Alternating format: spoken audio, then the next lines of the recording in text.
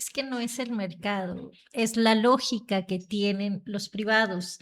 De ahí la importancia de que la ciencia económica abarque todos los sujetos que participan en la dinámica. Lo digo porque durante muchos años en el neoliberalismo se buscó imponer la teoría económica como universal, pero era la teoría económica que hacían los privados. O sea, toda esa lógica de maximización de la ganancia incluso se quiso trasladar al Estado.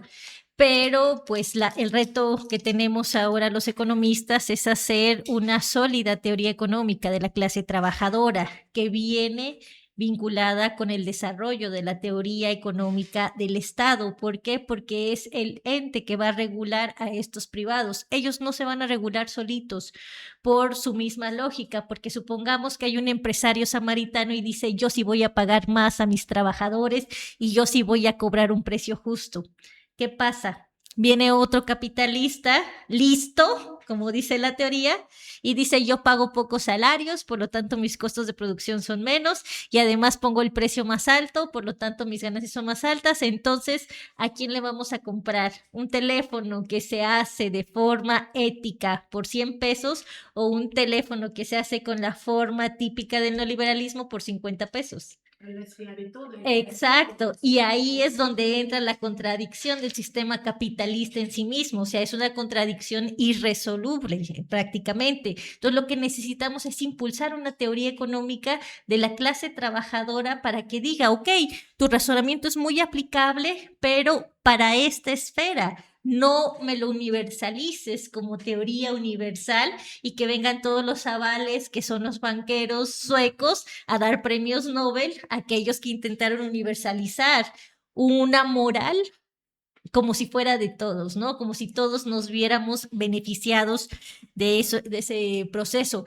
Por eso, entender que la inflación no es un fenómeno monetario, sino un fenómeno que se va a solucionar con, pues ahora sí que un gran esfuerzo político es primordial y eso lo tienen bien claro los privados, por esto echan a andar todo su aparato mediático, para que la gente crea que es malísimo que bajan la tasa de interés y solo la bajaron 0.25%. Además, es nada, este país necesita que la tasa de interés baje mucho más porque, insisto, es un problema de la escasez de productos que se va a solucionar produciendo más y para producir más necesitas tener tasas de interés que sean más bajas que la expectativa de ganancia, si quieres hasta favorecer a los mismos capitalistas. No podemos tener todavía capitalistas mexicanos subordinados a una relación con el sector financiero extranjero cuando tienes un Estado que te está apoyando,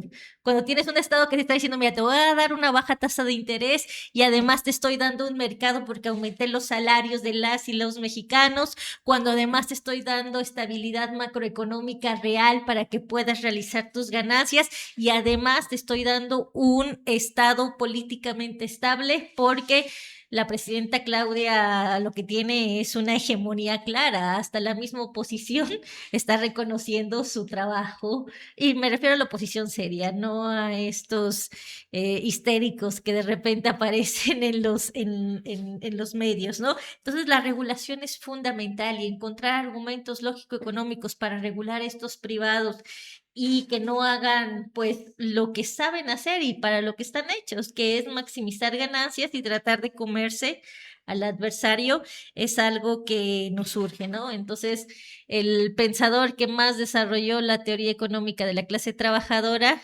es el menos estudiado en las facultades de economía, que es Carlos Marx. Ahí es donde deberían ir. Y es un tabú. ¿Por qué? Porque tiene argumentos lógicos sólidos que en 2 segundos acababan con todos los argumentos de Friedman y de los demás nostálgicos del neoliberalismo. Entonces, como no pudieron revertir o superar sus argumentos, mejor quitémoslo del estudio, porque tenemos que seguir produciendo emprendedores o tenemos que producir estos fanáticos del sistema financiero que jamás los va a reconocer como CEOs. Además, o sea, México no produce CEOs, nosotros producimos trabajadores y necesitamos que las condiciones de nosotros como trabajadores sean las óptimas. Otra vez regresamos al tema de la conciencia de clase ¿Y de y Carlos Marx? también, exacto, se tenía que decir y se dijo. Sí, regresamos a esa pues teoría científica que nos explica la realidad incluso en nuestros días, ¿no? O sea, a pesar de esta brecha, digamos, generacional, pues sigue sirviendo para explicarnos lo que sucede. Y también, por otra parte, y se me olvidaba decir que parte de esta creatividad del hombre más rico de este país, pues de repente también en el tema de, voy a hacer un comercial, amigo Telcel, cambian también las reglas. O sea, antes podías comprar 500 pesos de tiempo, aire y datos y pues hasta que te los acababas, renovabas tu ficha amigo, que antes se rascaba. Un raspadito, ¿no? Ahora es por medio digital. Y ahora no, ahora ya tienen un plazo, ¿no? Entonces contratas 500 pesos y si no te los gastaste en 30 a 25 días, pues ya tienes que contratar más. Entonces, esa es parte de la creatividad que ellos dicen que tienen. En realidad siempre es en perjuicio de los clientes, ¿no? O del pueblo, para decirlo más claramente, porque siempre buscan pues generar mayores ganancias. Ah, qué ingeniero. Pues mira, Es es ingeniería ingeniero, es que es la financiera. ingeniería financiera. Y es que yo creo que sí es muy importante en toda esta discusión. A mí me da mucho gusto, ¿no? Porque ya ven que aquí en nuestra mesa somos de los primeros, si no que los primeros que anunciamos en la discusión pública el asunto de la autonomía Yo creo del que los banco. únicos, Yo, porque yo creo que ahí sí, yo ¿verdad? he visto que todo el mundo sale ahí como, Exacto, Eso, se habla de la persignan, ¿no? Se autonomía. persignan inmediatamente con la Será autonomía. lo peor. Pero además, nada más una cosita que la puse en el dictadura. artículo, justamente, esos argumentos que dan para defender la autonomía son argumentos de abogados. No son argumentos sustentados en la ciencia económica. Lo que nosotros hacemos en esta mesa es venir a reflexionar y compartir con la audiencia argumentos de la ciencia económica. Y los que yo veo en otros medios son argumentos abogariles, que son muy Exacto. útiles. A mí me cae muy bien, mis mejores amigos son abogados, pero no son argumentos No de la se ciencia nota. económica. Bueno, lo que pasa es que sí, o sea, siempre en la ley va a coagular ya el resultado de fuerzas políticas, correlación de fuerzas y paradigmas. En este caso es así, pues, ¿no? O sea, si tú lees literal y quieres fundamentar todo en el artículo, ¿cuál es el 28 Constitucional. constitucional?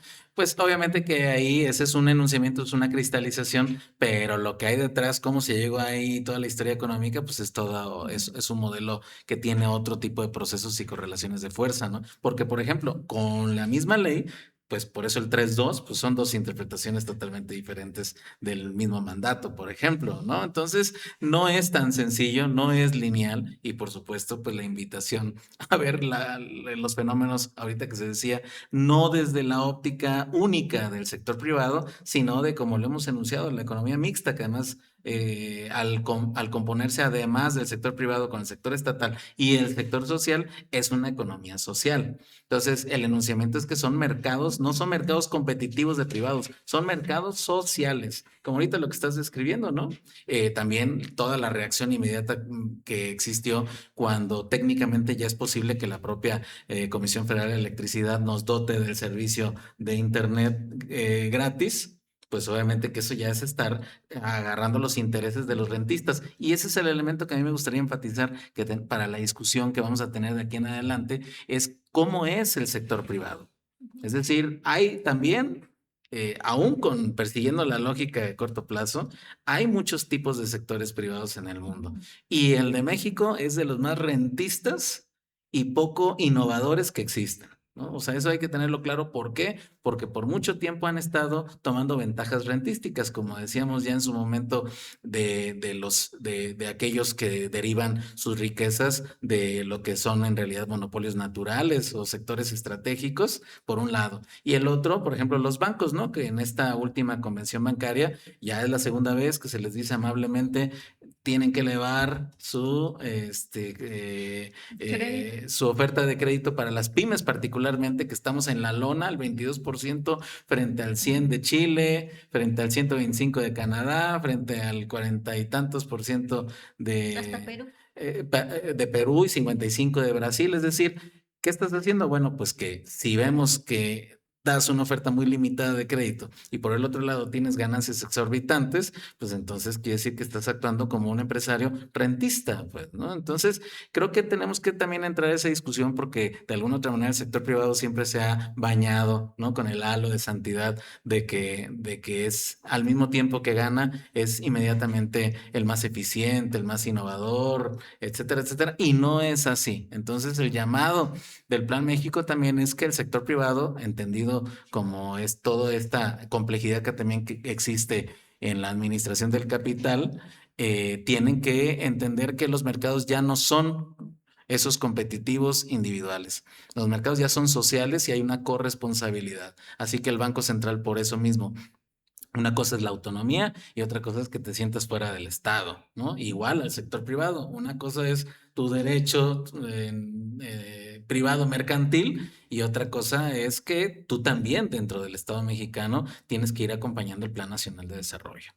Sí, importante también revisar esta parte y bueno, ya quedará para otro programa seguir hablando de la autonomía, porque parece que es sagrada e intocable cuando cuánto daño nos ha hecho esa autonomía mal entendida, ¿no? Porque también hay que decirlo, o sea, pareciera que las decisiones del Banco de México son aisladas, no tienen que ver con proyectos de nación, etcétera, y es todo lo contrario.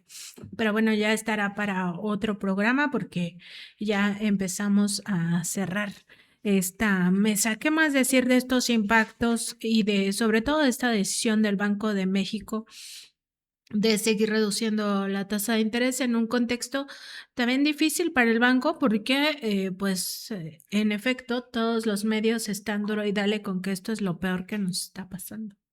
Pero sin argumentos, o sea, están histéricos, no están pensando, no están argumentando y todos dicen lo mismo, hasta los más cotorros, porque hay unos programas que me llegaron, no, cuando digo cotorros es que tratan de ser como muy chistosos, amenos, hasta sacan majaderías y dices lo mismo que dijo el respetable de Fórmula o de algún otro privado Bueno, corporativo. ahí no hay Bueno, respetables, creo. pero ese es, no, por eso dije el respetable, no le hice así. Entonces, aquí tenemos que ver cómo se tejen estos grupos de interés y si algo nos debe quedar claro a los trabajadores y a las trabajadoras de este país es que los capitalistas financieros tienen gustos o tienen apetitos muy simples. O sea, básicamente lo quieren todo y no se los vamos a dejar. Eso es lo que quieren, o sea, quieren todo, las ganancias fáciles, quieren salarios bajos, quieren todo lo que les dio el neoliberalismo. Por eso digo que tienen apetitos muy sencillos, ¿no? Pero pues es un tema político, por eso nuestra ciencia se erigió científicamente como economía política, porque sabemos que se requiere que haya pues estos grupos sociales conscientes de cuáles son genuinamente sus intereses y a las y a los trabajadores siempre nos va a convenir un salario alto y nunca más tenemos que aceptar que nos digan que si aumenta el salario aumenta la inflación. O sea, la inflación no tiene que ser nuestra preocupación central como país, tiene que ser el poder adquisitivo y para eso hay otras estrategias que se están implementando.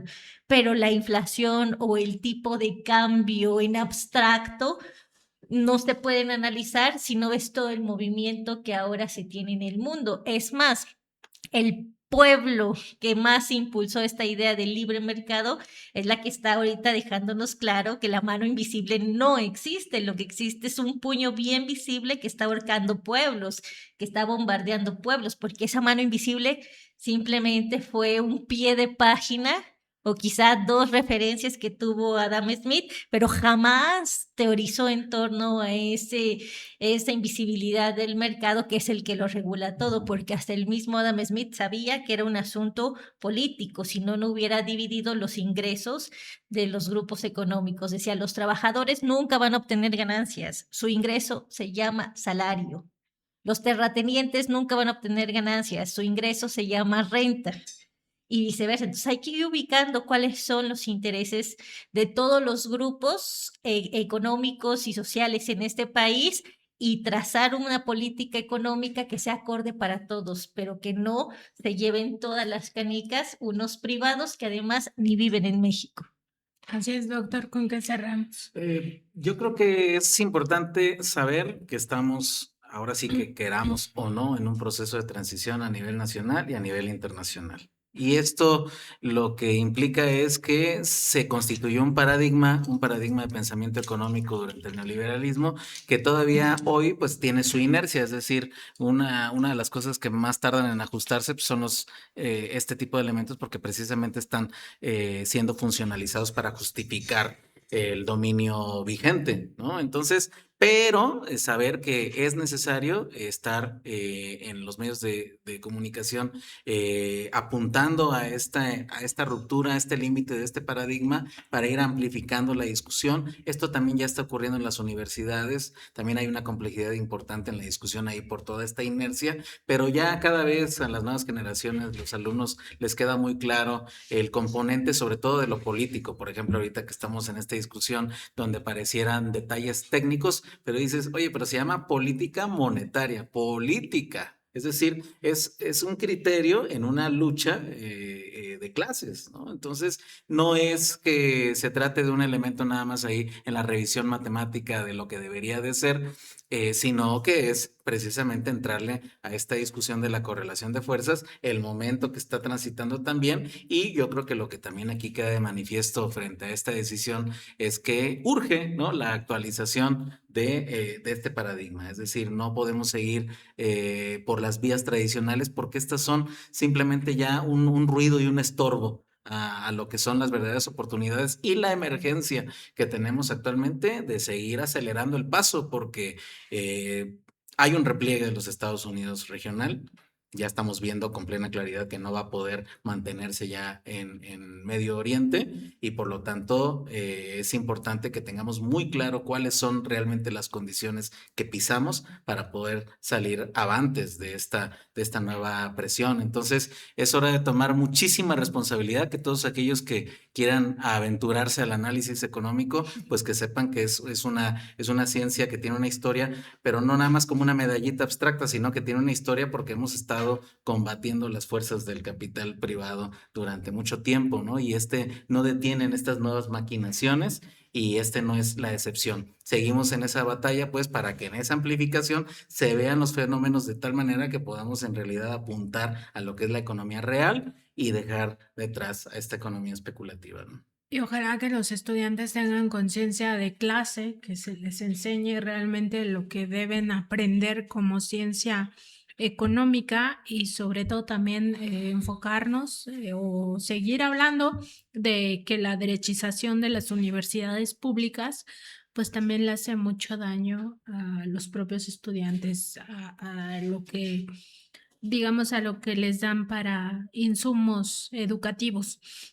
Y bueno, ya con esto vamos cerrando. Recordar que siempre esta creatividad de la que hablábamos, pues Eso sí es creatividad destructiva. exactamente, Sí, Del tejido social. acaba siendo muy destructiva y bueno, que también tenemos que seguir hablando de la autonomía del Banco de México, o por lo menos, si va a seguir siendo autónomo, pues que acompañe los proyectos de nación que eligen los pueblos. En este caso, se ha elegido un proyecto de nación que ve por el bien de todos, primero los pobres, y también recordar que parte de todo esto que ya nos narraban los doctores, de cómo se ha ido pues suplantando la ciencia económica por modelos matemáticos, pues también ha permitido de alguna manera este alejamiento de las mayorías hacia este, digamos, hacia este conocimiento, porque pues no vamos a entender, ¿no?, la economía. Y segundo, también ha permitido pues todas estas distorsiones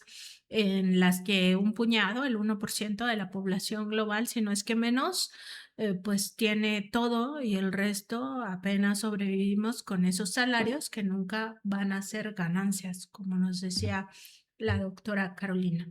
Entonces, es importante seguir discutiendo de esto y entender en qué momento nos encontramos y cómo son estas decisiones y estos impactos reales, impactos positivos de la disminución de la tasa que aplicó recientemente el Banco de México. Aún sigue alta, como también nos dijeron los doctores.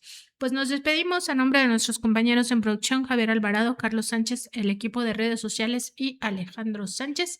Y, por supuesto, agradeciéndoles siempre a los doctores que nos hayan acompañado. Muchas gracias, doctora. Muchas gracias, Nancy.